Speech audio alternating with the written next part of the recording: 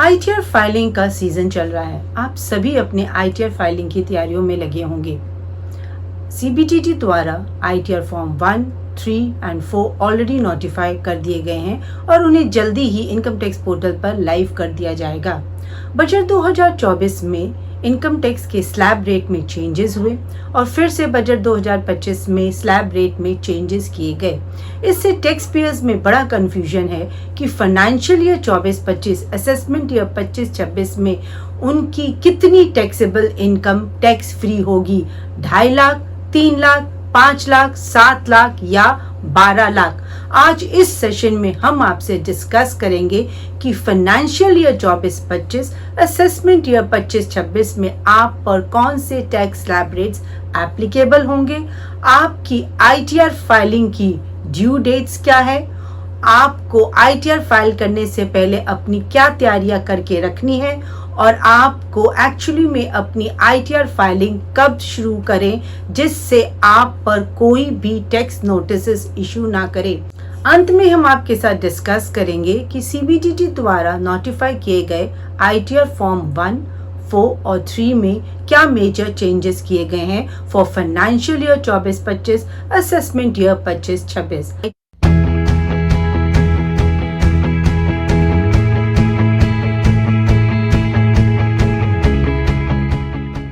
Hi friends, I am CA Anita Agarwal.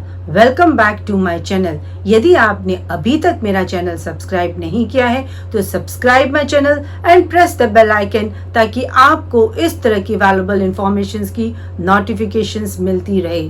Like the video and share with your friends and relatives in order to create awareness. सबसे पहले हम आपके साथ discuss करेंगे कि फाइनेंशियल ईयर 24-25 असेसमेंट ईयर 25-26 में आपके न्यू टैक्स रिजिम में आप पर एप्लीकेबल होने वाले टैक्स स्लैब रेट्स। आपकी 3 लाख तक की इनकम एग्जेम्प्टेड है। 3 लाख से 7 लाख 5% टैक्स रेट, 7 लाख से 10 लाख 10% टैक्स रेट, 10 लाख से 12 लाख 15% टैक्स रेट, 12 लाख से 15 लाख 20% टैक्स रेट और अबव 15 लाख हो जाएगा 30% tax rate. New tax regime financial year 23-24 की तरह फाइनेंशियल ईयर 24-25 में भी न्यू टैक्स रिजिम आपका डिफॉल्ट टैक्स रिजिम है। यदि आप न्यू टैक्स रिजिम से ऑप्ट आउट करते हैं और आप ओल्ड टैक्स रिजिम को ऑप्ट इन करते हैं, उसके लिए आपको due date of filing income tax return से पहले फॉर्म 10 IEA फाइल करना होगा। न्यू टैक्स रिजिम में आपकी बेसिक अजम्पशन लिमिट है 3 lakh for everyone irrespective of their age. Rebate under section 87A आप न्यू टैक्स रिजिम में क्लेम कर सकते हैं up to 7 lakh rupees. Hence अगर आपकी इनकम टैक्स लायबिलिटी 7 लाख तक है तो आप 87A में 25,000 का रिबेट क्लेम करके आपकी टैक्स लायबिलिटी हो जाएगी 0।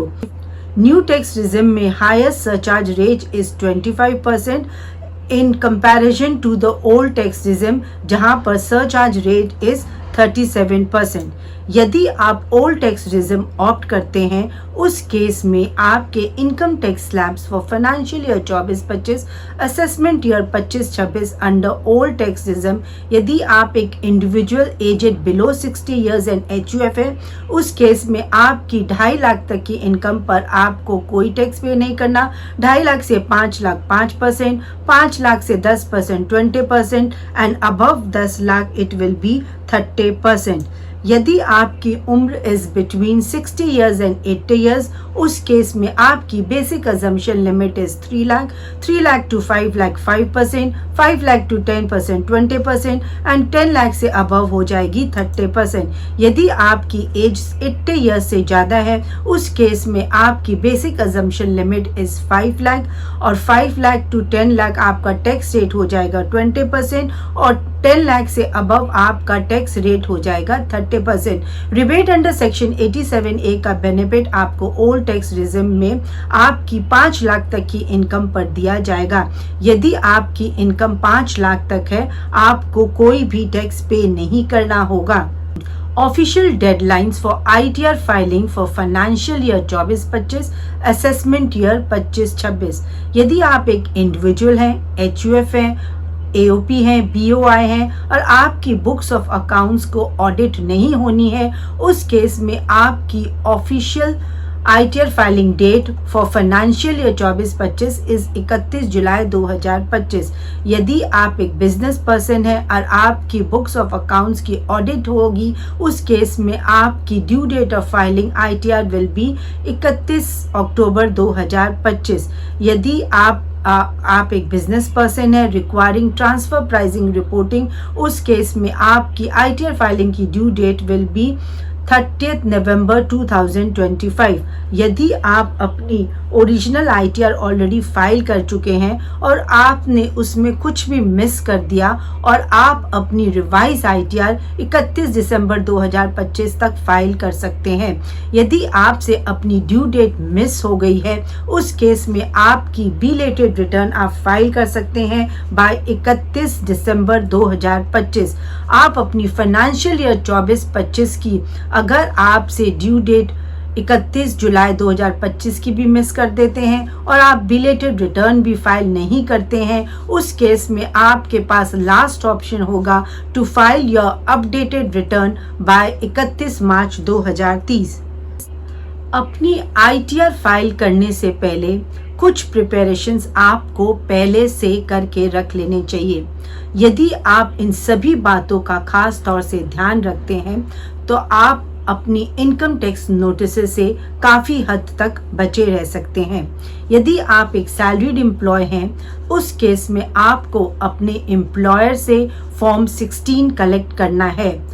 आपको अपनी ITR फाइल करने से पहले अपने फॉर्म 26AS, AIS और TIS को मैचिंग करनी है। आप जो भी अगर आप ओल्ड टैक्स रेजिम ऑप्ट करते हैं, आपके जो भी डिडक्शंस आप क्लेम करते हैं, चाहे वो LIC हो, PPF हो, म्यूचुअल फंड हो, होम लोन हो, हेल्थ इंश्योरेंस, उन सभी डॉक्यूमेंट्स के एविडेंस या प्रूफ आपको अपने पास रखने हैं, क्योंकि फेक डिडक्शंस के केसेस में बहुत सारे टैक्स पेयर्स पर इनकम टैक्स डिपार्टमेंट की तरफ से टैक्स नोटिसेस इशू किए जाते हैं।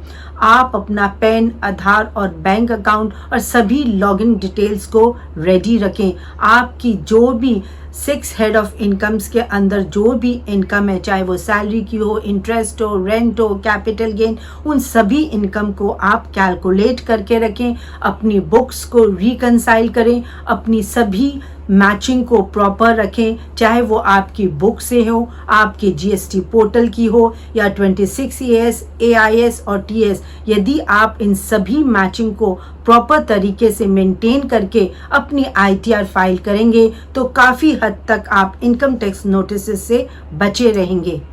सबसे बड़ा क्वेश्चन जो सभी टैक्स पेयर्स पर के मन में रहता है कि उनके लिए अपनी ITR फाइल करने का राइट टाइम क्या है। आपकी जो भी Q4 की TDS रिटर्न्स जो फाइल करनी है, उसकी ड्यू डेट है 31 मई 2025 और आपकी TCS return Q4 for financial year 24-25 को फाइल करने की ड्यू डेट है 15 मई 2025। आपका फॉर्म 16 TDS ऑन सैलरी आपका एम्प्लॉयर आपको 15 जून या ज़्यादा से ज़्यादा 31 मई तक प्रोवाइड करेगा। वहीं form 16A TDS on income other than salary आपको अवेलेबल किया जाता है within 15 days from the due date of furnishing TDS return. 31 May 2025 के बाद ही आपका फॉर्म 26AS अपडेट किया जाएगा। यदि आपका फॉर्म 16, फॉर्म 26AS, AIS या कोई भी इनकम डॉक्यूमेंट इनकम्प्लीट है और आपने उसे अभी तक रिसीव नहीं किया या अपडेट नहीं हुआ है तो आपके लिए अपनी ITR फाइलिंग की जल्दी नहीं मचानी है। आपको इन सभी डॉक्यूमेंट्स को अपडेट करने के लिए वेट करना होगा। यदि आप ऐसा नहीं करते हैं तो आपकी ITR रिपोर्टिंग में मिसमैच की वजह से आप पर नोटिसेस इशू किए जा सकते हैं। इसीलिए for financial year 24-25 assessment year 25-26 the right time to file your ITR is the first week of June. आपके ITR फॉर्म 1, 4 और 3 CBDT द्वारा नोटिफाई कर दिए गए हैं और उन्हें जल्दी ही पोर्टल पे लाइव कर दिया जाएगा। लास्ट ईयर ITR फॉर्म्स को 1 अप्रैल 2024 को ही इनेबल कर दिया गया था।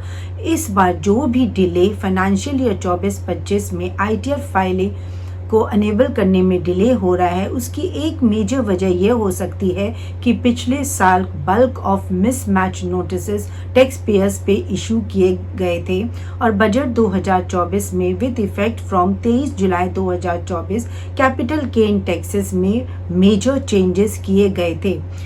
1/4/2024 से 22 जुलाई 2024 तक आपकी short term capital gain 15%, long term capital gain 10% है और लॉन्ग टर्म एग्जेम्प्टेड था up to 1 lakh.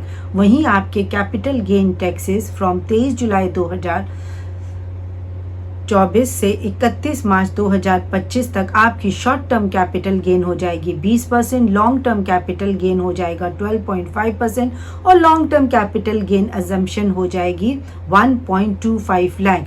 Long term capital gain under 112 other than listed equity shares before 23 July 2024 long term capital gain आपको रिपोर्ट करने की 20% विद इंडेक्सेशन और after 23 जुलाई 2024 long term capital gain की reporting will be at a rate of 12.5% without indexation.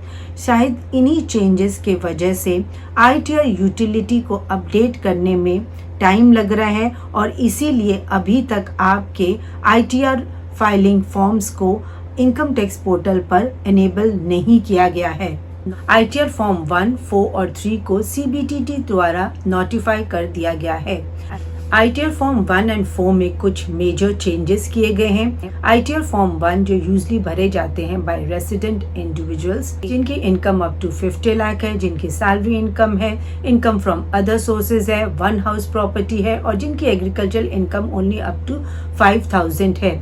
यहाँ पर एक नया addition किया गया है। यदि आपकी long term capital gain under section 112A of listed equity shares और इक्विटी ओरिएंट म्यूचुअल फंड्स है ओनली अप टू 1.25 लाख, उस केस में उसे आपको ITR 2 में रिपोर्ट करने की कोई भी रिक्वायरमेंट नहीं है।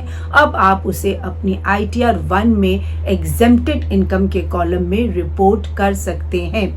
यही चेंज आपके ITR 4 में भी किया गया है।